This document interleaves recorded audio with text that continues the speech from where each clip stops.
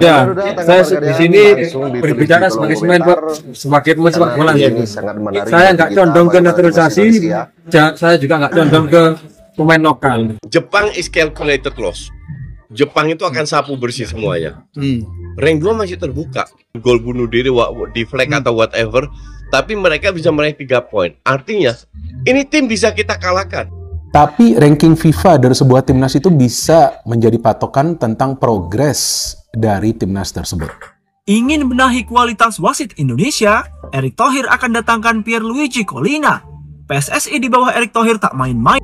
PSSI era sekarang memang harus diakui luar biasa. Mereka tak perlu banyak babi bu untuk mewujudkan satu persatu ambisi yang ditetapkan.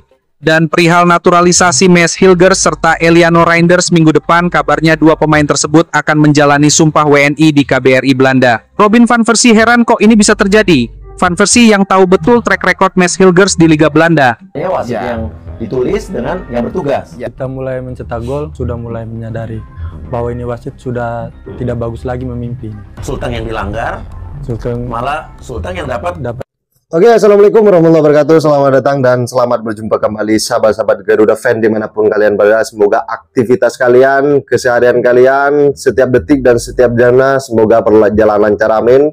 Dan timnas Indonesia sungguh dalam sorotan tajam. Bagaimana timnas Indonesia dengan kepemimpinan Pak Erick Thohir sungguh sangat luar biasa, sungguh sangat hebat. Dan terbaru adalah timnas Indonesia akan menaikkan ranking FIFA yang sekarang adalah 129. Katakanlah bahwa timnas Indonesia akan semakin naik dan melonjak ketika timnas Indonesia menghadapi tim Bahrain ataupun tim Cina, jika dengan catatan meraih hasil imbang ataupun mengalahkan tim mereka. Dan sahabat-sahabat Garuda, seperti yang sudah dikatakan oleh Pak Erick Thohir bahwa ranking saat ini timnas Indonesia ditargetkan dengan mendatangkan pemain diaspora, pemain naturalisasi yang bermental tinggi, pemain yang punya skill hebat. Itu timnas Indonesia ditargetkan adalah mencapai 100 besar FIFA. Dan timnas Indonesia sudah terbukti nyata saat ini ketika dua pertandingan pertama, yaitu ketika bertanding dengan Arab Saudi, kemudian Australia, dan timnas Indonesia membuktikan dirinya bahwa dirinya layak untuk menaikkan rankingnya, peringkatnya, dan level timnas Indonesia sungguh sangat luar biasa. Dan timnas Indonesia bersama Pak Erick Thohir tentunya akan terus berproses dalam memberikan sebuah kepemimpinan dalam kepelatihan dari para penggawa timnas Indonesia yang sudah ditangkan, yang sudah dipanggil dari ke timnas senior. Bagaimana kontribusi dari para pemain ini, baik itu dari para pemain Liga Domestik kita, Liga 1, dan juga para pemain yang sedang abroad ke luar negeri, dan timnas Indonesia tentunya dengan harapan besar menjaga asa lolos ke Piala Dunia 2026. Dan sahabat-sahabat Garuda, biar nggak lama-lama, mari kita simak bersama tanggapan kalian. Silakan ditulis di kolom komentar. Ya, saya di sini berbicara sebagai pemain sepak bola. Saya nggak condong ke naturalisasi, saya juga nggak condong ke pemain lokal. Pemain naturalisasi tidak apa-apa, dengan catatan dia benar-benar menjiwai yang dibela dia merah putih. Dia kok buat merah putih loh. Dia naturalisasi tapi dia kan udah. Dia benar-benar harus menjiwai, mah. Pasti dia benar-benar Indonesia. Jangan sampai naturalisasi hanya untuk kepentingan sekitar. Benar-benar harus menjiwai ya, dengan merasa bangga membela Indonesia itu ada. Sebenarnya kita ayo sama-sama kita dukung timnas kita dukung pemain lokal kita dukung naturalisasi kita nggak ada berpihak satu sisi. Dengan catatan semua harus menjiwai, dan dengan catatan semua harus merasakan gimana bangkanya menjadi Indonesia, seperti itu. Jepang is calculated loss. Jepang itu akan sapu bersih semuanya. Rank 2 masih terbuka. Harusnya Australia kan? Ya. Tapi kalau Australia dua kali match, satu kalah, 1 poin ya, 1 kalah 1 draw. Iya.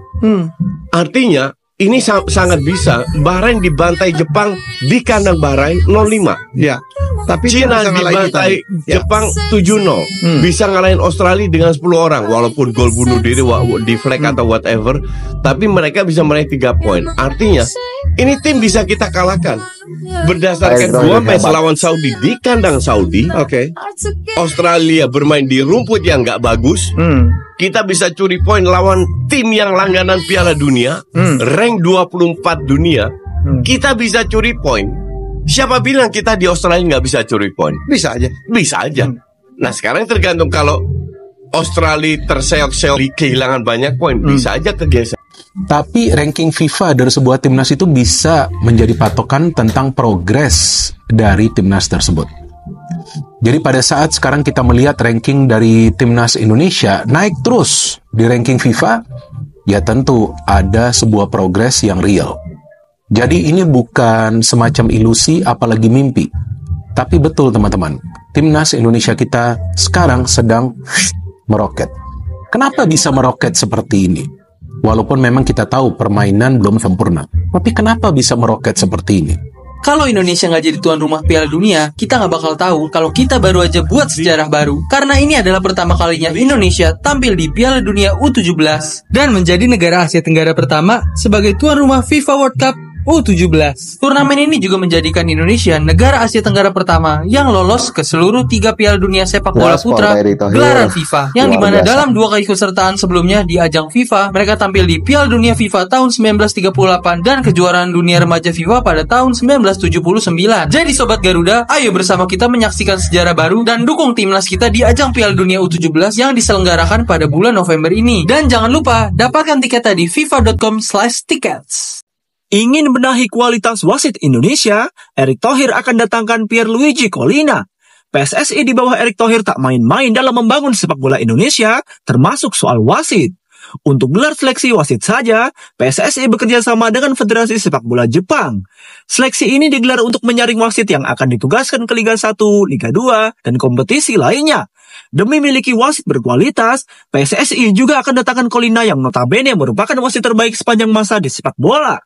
Saat ini Collina menjabat sebagai Ketua Komite Wasit UEFA dan FIFA. Hadirnya Collina bisa memberikan semangat dan motivasi bagi para wasit Indonesia yang diharapkan bisa tembus menjadi wasit Piala Dunia. Berkaca pada Liga 1 musim lalu, berapa nilai yang kalian berikan dari 1 sampai 10 untuk kualitas wasit kita? Hingga kemudian ada dugaan pengaturan skor di sana. Oke, baik. Yang pertama, terima kasih. Ini sebenarnya kan tidak agendanya PSSI ini. PON ini. Jadi di luar dari agenda PSSI. Sehingga ini lebih banyak sebenarnya di Asprof sebenarnya. Di Asprofnya, di cabur-cabur di daerah gitu ya. Jadi kita pun tidak begitu leluasa sebenarnya dengan pertandingan PON ini. Karena keamanan apa semua itu daerah. Bukan di bawahnya PSSI gitu ya.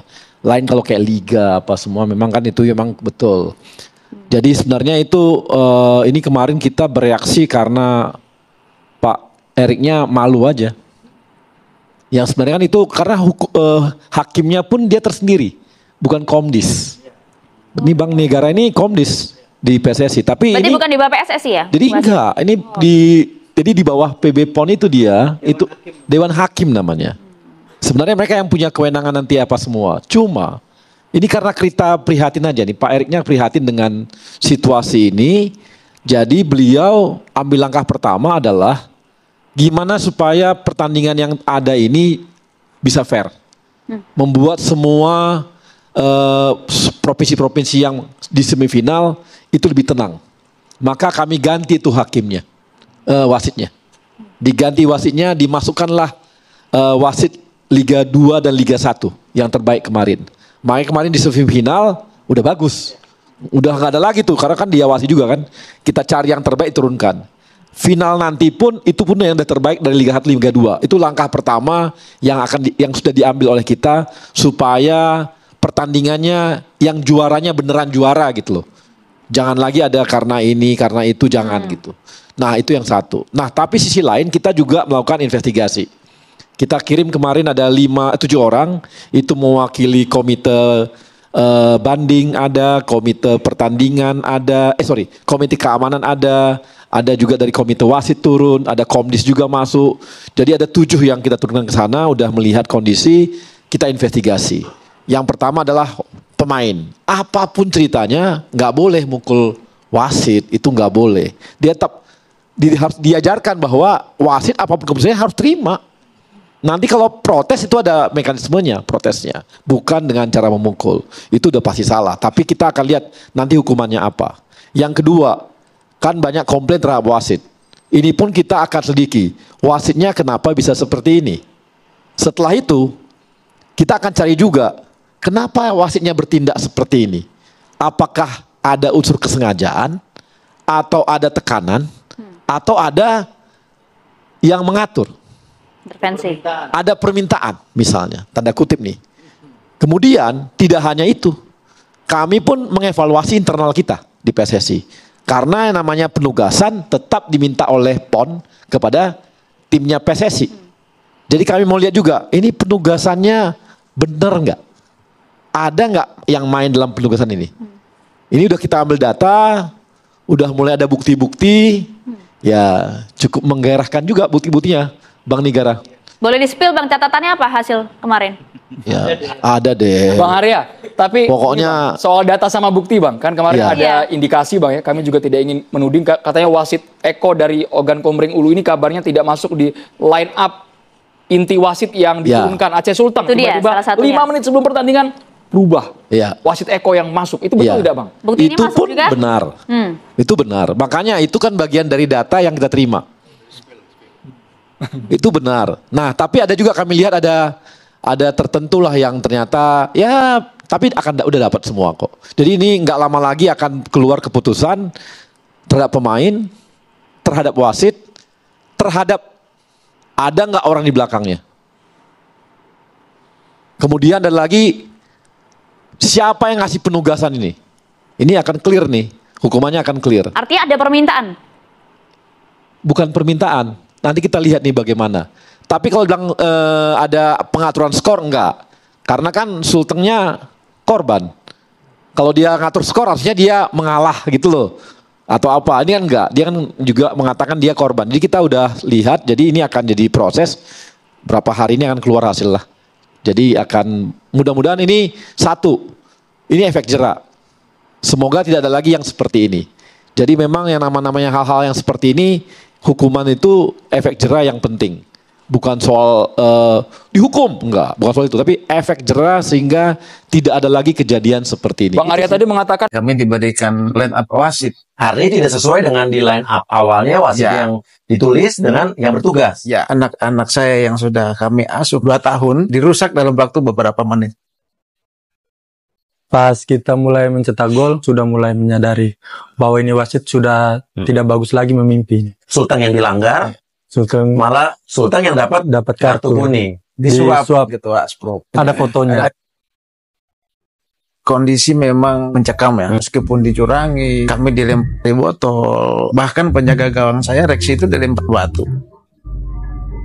Permainan kotor di sepak bola terjadi di PON tidak bisa ditoleransi. Gajinya juga salah satu yang tinggi di Asia. Hukum seumur hidup Pak, selalu di seluruh dunia. Kalau sistemnya korup ya kita harus Hajar. Ini yang tadi nih ya, yang pertama ya. Kalian kasih komen ya, apakah ini pantas kartu merah ini. Kita lihat kartu merah yang kedua. Ini yang sliding siapa nih berarti? Bersamaan sama sliding. Iya. Oke, dianggap tapi melanggar. Iya. Langsung kartu merah. Iya, nggak ada lagi peringatan, langsung merah. Seharusnya sebetulnya kalau ini pemain Sultan salah nggak nih di sini? Tidak, karena pemain Sultan duluan dapat bola. Iya. Justru dapat kartu merah. Iya. Oke, kalian kasih komen guys. Wajar nggak kartu merah tadi? Kita lihat kartu merah yang ketiga. Oh my god. Nah, ini kartu merah yang ketiga tadi lo. Ya, itu lo wajar ada kartu merah ya. Wajar. Cuman harusnya wasit udah kartu hitam tadi. Nih nggak ada kartu hitam ya. Hitamnya apa tadi itu? Ya itu udah kan lebih dari kartu merah tadi ya. Oke. Jadi kalian kasih komen kira-kira wajar nggak kartu merah itu didapatkan oleh pemain Sultan? Tapi faktanya adalah pertandingan sampai mau berakhir pun ya Sultan masih unggul 1-0. Walaupun akhirnya ada penalti di menit yang udah 120 nggak di stop-stop ya. Nggak di stop-stop. Iya. Saya penalti masuk langsung di stop. Ya. Sekarang gimana? Kita sebelum kita lanjutkan lagi obrolan kita, berarti ada ancaman juga kamu akan dilaporkan polisi sama wasit ya? Ya itu setelah kita lihat postingan, kami yang lihat postingannya wasit pada saat di rumah sakit. Iya. Katanya mau dilaporkan ke kepolisian pidana. Oh, apa di postingan apa dia? IG kalau nggak salah. Oh, dia masih sempat main IG di rumah sakit. Kan Oke, di rumah iya. sakit ya katanya masih dirawat, tapi ya kayaknya ya gitulah. Oke. Sekarang masih dirawat nggak? Nggak tahu ya posisi. Pak Arif lagi ganggu ada Pak Erik? Enggak, ini baru selesai meeting mau pulang. Oke Pak Erik, ini mau nanya nih, kan di depan saya ada tim Sultan ya sepak bola. Oh, gimana, sehat semua? Alhamdulillah sehat Pak Ketum. Pak Ketum sehat Iya. ya. Semangat. Iya. Pak Erik. Ini apa, podcast atau apa? Podcast Pak Erik. Oh, oke, Siap. podcast, Siap. Pak Erik mau tanya nih Pak. Ini kan kemarin udah lihat yang kontroversi waktu Aceh melawan Sultan di 8 besar ya. Ya. Bahwa ada wasit yang dianggap Saya di Medan habis iya. nonton final putri. Oh, final putri ya, iya. Gaspol Jawa Pak Erick Barat, Thohir, DKI ya, kalau nggak salah. luar biasa. Iya. Jadi ada insiden wasit yang dipukul oleh, ini ada di depan saya pelakunya nih. Iya. Tapi karena mereka menganggap wasit tidak fair play. Nah, ini gimana tindakan yang sudah dilakukan sama PSSI sendiri untuk kasus ini gimana, Pak Erik? Ya, saya sudah pasti tidak mentoleransi yang namanya permainan kotor di sepak bola, yaitu pengaturan skor dan lain-lain. Iya. Ya, bagaimana di Liga 1 sekarang ya kualitas wasit kita perbaikin, sudah ada asuransi, gajinya juga salah satu yang tinggi di Asia. Wow, ya. Tapi juga kita memakai VAR karena itu salah satu teknologi. Benar. Liga 1 sudah berjalan, alhamdulillah. Sampai hari ini belum dapat isu kontroversi Iya. Liga 1. Oke. Nah, Liga 2 kita coba tahun depan. Saya lagi diskusi sama Liga juga untuk juga menerapkan VAR. Iya. Nah, tentu apa yang terjadi di PON tidak bisa ditoleransi, makanya kan saya bentuk tim investigasi. Iya. Yang dipimpin salah satu pimpinan komite banding yaitu Pak Ali Mukartono, jaksa dari kejaksaan juga. Lalu ada tim-tim lainnya di situ. Dari Exco ada, dari mana-mana ada. Supaya tim ini independen. Iya benar. Untuk melakukan investigasi apa yang terjadi di lapangan, apakah panitia lokal, apakah mungkin referee, dan lain-lainnya lah. Oke, jadi panitia lokal pun akan diinvestigasi ya? Iya, benar ya. Saya kemarin Liga main kan saya bilang pengurus Liga, pengurus PSSI yang match fixing saya ikut. Oke. Termasuk saya sendiri kalau ikut main. Oh iya benar Pak. Iyalah, masuk hukum itu tumpul ke bawah. Betul. Tumpul ke atas, iya. ke bawah. Iya. Dan enggak lah, semuanya harus sesuai hukum semuanya. Oke, dan perangkat wasit yang pertandingan pada saat itu masih lanjut dipakai lagi ke... Enggak kan udah kita ganti total. Langsung ganti total, artinya di babak berikutnya semifinal, final semua udah, tidak ada ya? Nanti saya kirimin list wasitnya semifinal, kita turun langsung dari database yang kita punya, sebagian di Liga 1, sebagian Liga 2, sebagian yang ini. Dan saya juga pastikan keamanan wasit di dalam di luar pertandingan kita jaga, kan? Jangan sampai ada intimidasi. Ya kita lakukanlah semua supaya sepak bola kita bisa bersih dan berprestasi kan. Siap Erik. Dan artinya investigasi ini akan lagi berjalan, dan andai kata ditemukan memang adanya ketidak fair playan atau kecurangan yang dilakukan wasit dan atau perangkat-perangkatnya, apa yang akan dilakukan ke depannya Pak buat mereka ini? Misalnya ditemukan hukum seumur hidup lah. Skor pasti bukan di skor, mungkin ada di stop, dicabut license-nya, apakah? Ya semuanya lah, kalau udah akhlaknya nggak benar. Iya kan. Padahal yang saya bilang, yang namanya perbaikan sepak bola itu harus menyeluruh dari kesejahteraan, dari macam-macam. Tidak mungkin kita memperbaikin kultur sepak bola kita tanpa juga Betul. meningkatkan kapabilitas dan diiringin kesejahteraan. Betul, itu pasti, Pak. Nggak mungkin lah. Gitu. Nah. Kalau lapar ya lapar aja. Iya.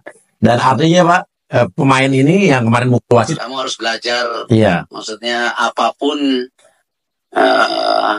yang kamu lakukan ya salah lah. Ya. Iya. Ya dong. Dan Harus lebih bisa mengontrol emosi ya. Lalu di seluruh dunia. Di seluruh dunia ya. Iya. Ya saya tahu lah kamu kesel, kecewa. Iya. Tapi nggak boleh. Kamu kan pemain muda. Iya, tuh. Kan? Siapa mau ke depan tim nasional kita kemarin tim U23 kita aja tembus semifinal. Wah, mantap Pak. Ya. Dengerin tuh. Siap. Diri semua. Saya nggak mau bela. Iya, betul, setuju Pak. Ya, kami terus sendiri masih muda 19 tahun soalnya nih. Kalau sistemnya korup ya kita harus Hajar. perbaiki. Iya, betul. Ya, kan? Siap. Pak Erik, kapan aku tunggu? PSSI era sekarang memang harus diakui luar biasa. Mereka tak perlu banyak babi bu untuk mewujudkan satu persatu ambisi yang ditetapkan. Dan perihal naturalisasi Maes Hilgers serta Eliano Reinders minggu depan, kabarnya dua pemain tersebut akan menjalani sumpah WNI di KBRI Belanda. Robin van Persie heran kok ini bisa terjadi. Van Persie yang tahu betul track record Maes Hilgers di Liga Belanda tampak agak kaget setelah tahu pemain 23 tahun tersebut pada akhirnya memilih Indonesia untuk karier internasionalnya. Padahal jika diamati lebih jauh, potensi Maes Hilgers untuk tembus timnas Belanda ibaratnya hanya tinggal menunggu waktu mengingat performanya yang luar biasa bersama FC20. Namun sekali lagi, Maes dengan mantap memilih Indonesia dan berkomitmen untuk membawa tim Garuda naik kelas. Mereka sangat Indonesia, jadi jangan pernah pertanyakan merah putih mereka.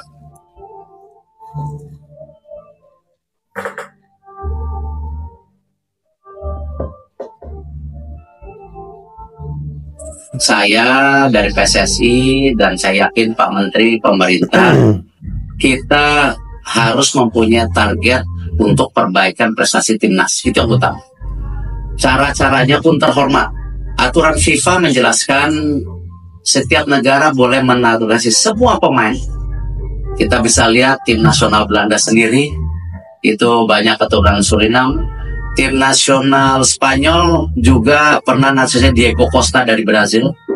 Bola itu merupakan event global, ya, dan semua terbuka menurut aturan FIFA, yaitu pemain naturalisasi yang bermain di liganya selama 5 tahun atau yang punya darah bapak, ibu, kakek, nenek. Saya dan Pak Menteri komitmen sama. Kita ingin memfokuskan semua talenta terbaik bangsa Indonesia yang ada di luar negeri untuk memperkuat tim nasional. Kalau mengenai naturalisasi Maes Hilgers, ibunya orang Manado, bahkan ibunya masih sering pulang ke Manado melihat yayasan daripada tunanetra yang dibina. Mereka sangat Indonesia, jadi jangan pernah pertanyakan merah putih mereka. Ada sebuah video hari ini baru terlihat ketika Maes Hilgers bermain dengan klubnya, tiba-tiba ada yang bawa bendera merah putih, lalu dia ambil bendera merah putihnya, dia foto. Nah, itulah nasionalis. Rocky Gerung dihujat netizen karena pernyataan yang menuai kontroversi tentang timnas Indonesia. Netizen tidak terima jika Rocky menyebut naturalisasi pemain Indonesia sebagai penipuan. Namun banyak juga netizen yang ternyata setuju dengan Rocky Gerung. Ya, karena apa yang sekarang disebut sebagai naturalisasi itu semacam penipuan terhadap sensasi. Kok misalnya ada naturalisasi, tentu dia ada sesuatu yang tidak fit and proper dengan prinsip-prinsip patriotisme. Yap, Rocky Gerung baru-baru ini menjadi sorotan karena melayangkan pendapatnya terkait dengan timnas Indonesia, dan diketahui bahwa Rocky menyebutkan bahwa adanya pemain naturalisasi itu merupakan tanda kegagalan dalam pembibitan pemain-pemain muda. Bagi Rocky Gerung, ada euforia kemenangan yang dirasakan oleh Indonesia saat ini. Namun kita perlu sadar bahwa euforia kemenangan itu diraih dengan pemain asing dan bukan grup yang kita idealkan alias pemain lokal. Dan pemain naturalisasi adalah penipuan terhadap sensasi. Baginya, naturalisasi merupakan pertanda tidak adanya fit and proper, karena seharusnya yang bermain adalah pemain lokal yang datang dari bibit-bibit muda. Dan Rocky Gerung sebenarnya menitikberatkan permasalahan ini pada Joko Widodo, sehingga naturalisasi dianggap sebagai sebuah pembenaran. Baginya harus mulai ada pemupukan bibit-bibit muda mulai dari sekarang, dan kurikulum sepak bola yang mutakhir mulai dari jenjang sekolah. Bagaimana menurut biasa? Mata nih mata nih gue Pak.